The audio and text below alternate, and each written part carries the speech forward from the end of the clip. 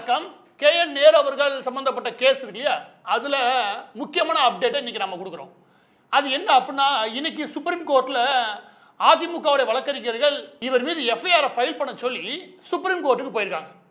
சாதிக்க பிறந்தவன்டா இந்த சக்கரபாண்டி, உன்னை சோதிக்க பிறந்தவன்டா இந்த வெற்றிவேலு. KN நேரு அவர்கள் மீது, அமைச்சர் KN நேரு அவர்கள் மீது எஃப்ஐஆர் ஃபைல் பண்ணுங்க அப்படின்னு சொல்லி ஹைகோர்ட் உத்தரவு கொடுத்துட்டாங்க. இது சென்னை உயர்நீதிமன்றம் உத்தரவு கொடுத்துட்டாங்க. சென்னை உயர்நீதிமன்றம் உத்தரவு கொடுத்துட்டாங்கன்னா அடுத்த ஒரு மணி நேரம் 2 மணி நேரத்தில் நீங்க அந்த வேலையை முடிக்கணும் காவல்துறை. ஆனா இப்போ வரைக்கும் எஃப்ஐஆர் ஃபைல் பண்ணவே இல்லை. சொல் பேச்சு கேளாமை, அயோக்கியத்தனம், மொள்ளமாரித்தனம், மண்ட கர்வம், சத்தியமா கிடையாது. பின்ன நான் ஒண்ணு சொன்னா நீ இருக்கிற வேற ஒண்ணு செய்யற. இந்த எஃப்ஐஆர் ஃபைல் பண்ண வேண்டிய பொறுப்பு யார்ட்ட இருக்கு? காவல்துறையிட்ட. அது யாருக்கு கீழே வருது? நம்ம MK ஸ்டாலின் அவர்கள் முதலமைச்சர் கீழே வருது. ஒரு ஹைகோர்ட் சென்னை உயர்நீதிமன்றத்தோட உத்தரவையே அதெல்லாம் கண்டுக்காதீங்க அப்படின்னு உட்கார்ந்துருக்காருன்னா, நீ என்ன அவ்வளோ பெரிய அப்பாட்டாக்கிறா இல்ல அவ்வளோ பெரிய அப்பாட்டாக்கிறான்னு கேக்குறேன்.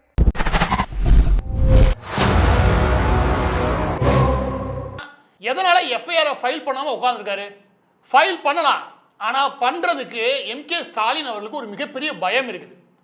இந்த ஒட்டுமொத்த வழக்குல தன்னையும் நேரு கூட்டிட்டு உள்ள போயிருவாரோ அப்படின்ற பயம் தான் இந்த எஃப்ஐஆர் போடாம இவ்வளவு தூரத்துக்கு தாமதப்படுத்துறாங்க. மத்தளத்திற்கு 2 பக்கமும் அடி என்பதை போல இருக்கிறது என்னுடைய நிலைமை. எனவே இந்த கேப்ல இன்னைக்கு சுப்ரீம் கோர்ட்டுக்கு அதிமுக வழக்கறிஞர்கள் போயிட்டாங்க. இவர் மீது யாரு? KN நேரு அவர்கள் மீது எஃப்ஐஆர் ஃபைல் பண்ணணும். அடி விழ போறது என்னமோ எனக்கு தாண்டா. அமலாக்கத்துறை KN நேரு அவர்கள் மீது 1200 கோடி முக்கியமாக காசு வாங்கிட்டு வேலை போட்டிருக்காரு அப்படின்ற விஷயமும், இன்னொரு பக்கம் டெண்டர் மூலமாக ஏகப்பட்ட கமிஷன் வாங்கியிருக்காரு அப்படின்ற அடிப்படையில் இவர் மீது மணி லாண்டரிங், அதாவது கருப்பை வெள்ளையா மாத்துறாங்க, இந்த வேலையின் அடிப்படையில் இவர் மீது ஒரு எஃப்ஐஆர் ஃபைல் பண்ணுங்க அப்படின்னு அமலாக்கத்துறை நிற்குது. இதில் ஏதாவது ஒன்றுனாலே ஒன்றுக்கு போகிற அளவுக்கு அடிப்பாங்க, 3ன்னா மோஷன் போகிற அளவுக்கு அடிப்பாங்களே.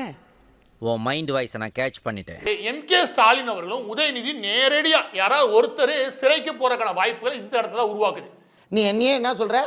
மூடுன்ற. நான் மூடிக்கிறேன்ப்பா, நான் மூடிக்கிறேன். உன்னை மொத்தமாக மூட போகிறாங்க, உன்னை மொத்தமாக ஊற்றி மூட போகிறாங்க, அதான் தெரிஞ்சிச்சு. எனவே அமலாக்கத்துறை வெறும் KN நேருவை மட்டும் அதில் எடுக்கலை. அந்த விவகாரத்துக்குள்ள MK ஸ்டாலின் அவர்களையும் உதயநிதியும் உள்ள கொண்டு வராங்க. எதனால? அந்த கட்சி நிதினு வாங்கப்பட்டிருக்குது. அந்த கட்சி நிதினு வாங்கப்பட்டதில் இவங்களுடைய கையும் இருக்குது. எனது கட்சியினுடைய தலைவராக MK ஸ்டாலின் அவர்கள் இதில் பயன்பெற்றிருக்கார்.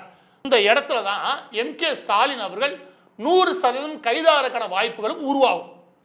என்னடா ரொம்ப பயமுறுத்துறீங்க. 2 முக்கியமான வழக்குகள் ரீசெண்டாக எடுத்துக்கலாம். இவங்க 2 பேரையும் கைது பண்றது அமலாக்கத்துறை எதன் அடிப்படையில்? இந்த மணி லாண்டரிங் கேஸ்ல பிரிடிகேட்டிவ் ஆஃபென்ஸ் இருக்குது. எனவே இந்த 2 பேரையும் கைது பண்றாங்க. இந்த 2 பேருமே ஒருத்தர் முன்னாள் CM இருந்தவர், ஒருத்தர் CM இருக்காரு, முதலமைச்சராகவே இருக்கும்போது கைது பண்றாங்க. இன்னும் 2 நாள் எப்படி 2 இரவு ஒரே ஒரு பகல் தான் உங்களுக்கு நல்ல நேரம் இருக்கு. அதுக்குள்ள என்ன அனுபவிக்கணுமோ அனுபவிச்சுக்கங்க. அப்புறம் அதுக்கு பின்னாடி இந்த வீட்டுல கருமாதி நடக்கிறது உறுதியா. என்ன சொல்றீங்க? இந்த 2 பேர் வழக்கம் எப்படி MK ஸ்டாலினுக்கு பொருந்தும்? தப்பு நடந்திருக்கு. தப்பு நடந்த இடத்துல மணி, அதாவது காசு இருக்குல்ல, அது காசு கண்ணாப்புனா கணக்கு வழக்கலாம வந்திருக்குது. அந்த வந்த காசை நார்மல் சிஸ்டம், அபிஷியல் சிஸ்டம் இல்லாம அன்அபிஷியலா ஹவாலா மூலமாக மாத்துறதுக்கான வேலை நடந்திருக்கு. தனியா போய் போட்டியா இல்ல குரூப்பா சேர்ந்து போட்டீங்களாடா? நான் நீங்க என்ன பேசுறீங்கன்னு எனக்கு புரியலனா. எனவே இது 2 முதல் இடத்துல பொருந்துதா? 2 பேருக்குமே கமிஷன் அமௌண்ட் கிடைச்சிருக்கு. அந்த லிக்கர் கேஸை பொறுத்த வரைக்கும் 19% வரைக்கும் கமிஷன் கிடைச்சிருக்கு. இவருக்கு இதுல 10லேருந்து 17% வரைக்கும் கமிஷன் கிடைச்சிருக்கு. அந்த 2 கமிஷன் அமௌண்ட்டுமே அவங்க 2 பேருமே, இவங்க 2 பேருமே அதை பார்ட்டி ஃபண்ட், கட்சி நிதின்னு சொல்லி தான் வாங்கியிருக்காங்க. மூன்றாவது, இவங்க 2 பேருமே அப்படி வாங்கப்பட்ட இல்லீகல் மணி இருக்கு இல்லையா, அந்த சட்டத்துக்கு புறம்பான பணம் இருக்குல்ல, அது 2மே ஹவாலா நெட்வொர்க் மூலமா நகர்த்தியிருக்காங்க. பணம் எங்க இருக்கு? இல்ல ஜெயிலுக்கு போறோம். சொல்லு. நான் சொல்லிடுறியா? அந்த 2 லட்சம் ரூபாய் பணத்தை இந்த வண்டு முருகன் தான் கொடுத்து வச்சிருக்கிறேன். கங்காதர் IPS என்ன பண்றாரு? நேரு அவர்களுக்கு வலதுகரமா இருக்கக்கூடிய நபருக்கு ஒரு மெசேஜ் ஒன்று போடுறாரு.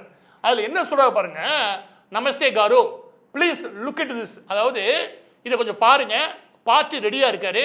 எது? PF ஓட பார்ட்டி ஃபண்டோட ரெடியா இருக்காரு. எனவே என்னன்னு தெரிவிங்க. PFனா பார்ட்டி ஃபண்ட் அப்படின்னு தெரிவிக்கிறாரு. அப்ப நமக்கு என்ன தெரியுது அப்படின்னா, IPS ஆபீசர்ஸ் ஃபுல்லா இதுல உடனே இருந்திருக்காங்க. அப்ப இப்படி காக்கி சட்டை போட்டு அசிங்கமா இல்ல? IPS ஆபீசர் அது எல்லாருமே உயர் பதவியில் இருக்கக்கூடியவங்க. உயர் பதவியில் இருக்கக்கூடிய நபர்கள் எல்லாருமே இந்த தப்புல ஈடுபடுவாங்களா? அப்ப இதை பத்தின இன்டெலிஜென்ஸ் ரிப்போர்ட் கண்டிப்பா போயிருக்குமா? அப்ப இவருடைய அனுமதியோட தான் அங்க இந்த எல்லாமே நடக்குது. இவருடைய ஆசீர்வாதம் யாரு? எம்.கே. ஸ்டாலின் அவருடைய ஆசீர்வாதத்தோட தான் போலீஸ் டிபார்ட்மெண்ட் கே என் நேருவுடன் சேர்ந்து வேலை பார்த்திருக்காங்க. ஓ எல்லாமே இவர்தானா? அப்ப நீங்க எல்லாரும் போங்க போங்க தட்டி புளிங்கடா. எம்.கே. ஸ்டாலின் அவர்கள் இந்த விவகாரத்துல பெரிய லெவல்ல பயந்து போயிருக்காரு. கேஸ்ல கே என் நேரு அவர்கள் மீது எஃப்ஐஆர் ஃபைல் பண்ணான்னு வச்சுக்கோங்க, அடுத்த ஒரு வாரத்துல கைது ஆகிறதுக்கான வாய்ப்பு உண்டு. அடுத்த ஒரு வாரத்துல கே என் நேரு அவர்கள் கைது செய்யப்பட்டா அதற்கு அடுத்து யாரு குறியா இருப்பா சம்மன் அப்படின்னா, அவர் விசாரிச்சு முடிச்சதுக்கு அப்புறம் சம்மன் எம்.கே. ஸ்டாலின் அவர்கள் தான் இஷ்யூ பண்ணுவாங்க. எம்.கே. ஸ்டாலின் அவர்களுக்கும் உதயநிதி அவர்களுக்கும் கொடுக்கப்படும். அதுக்கு அடுத்து அவங்க கஸ்டடியில் எடுக்க வேண்டிய அவசியம் இருக்கும். பயப்பரியா குமார்? இதுக்கு முன்னாடி செந்தில் பாலாஜி மாட்டினாரு, அப்பெல்லாம் ஏதாவது பயந்தாரா? அவர் அனுப்பி விட்டாரா இல்லையா? ஏன்னா அதில் பயப்பட வேண்டிய அவசியமே இல்லை. அவர் நேரடியாக அவருடைய பார்ட்டி ஃபண்டுன்னு வாங்கலை. அப்படி வாங்கியிருந்தா கூட அவர் அதிமுக காலத்தில் பண்ணது, இவருடைய காலத்தில் வாங்கலை. எனவே அதை அவர் எதிர்கொண்டு போறாரு, நமக்கு எந்த பிரச்சனையும் இல்லை அப்படின்னு தைரியமாக ஏகப்பட்ட வசனங்கள் பேசி தெரிஞ்சாரு. ஆனால் இப்போ வாயை திறக்கவே மாட்டாரு. கவனிச்சிங்க, வாயை திறக்கணுமா இல்லையா? இப்போ வசனம் பேசுங்க. பயப்படாத, பயப்படாதா. ஏன்டா தயங்குற? தைரியமா சொல்றான். சொல்லு, நீதான் தைரியமான ஆளத்தை சொல்லு. சொல்லி எங்களை எதுவும் செய்ய முடியாது. நாங்கள் அது இதுன்னு ஏதாவது பேசணுமா இல்லையா? பேசவே இல்லை. ஏன்னா இவரே பயந்து போயிருக்காரு. அதனால தான் கே என் நேரு அவர்கள் மீது எஃப்ஐஆர் போடலை. செந்தில் பாலாஜி விவகாரத்தை வேகமாக எதிர்கொண்ட இதே கட்சி, இதே தலைவர் ஏன் கே என் நேரு விஷயத்தில் இந்த அளவுக்கு தயக்கம் காட்டி பதுங்கி போனோம்? பயமா இருக்கா? இதுக்கப்புறம் இன்னும் பயங்கரமா இருக்கும்.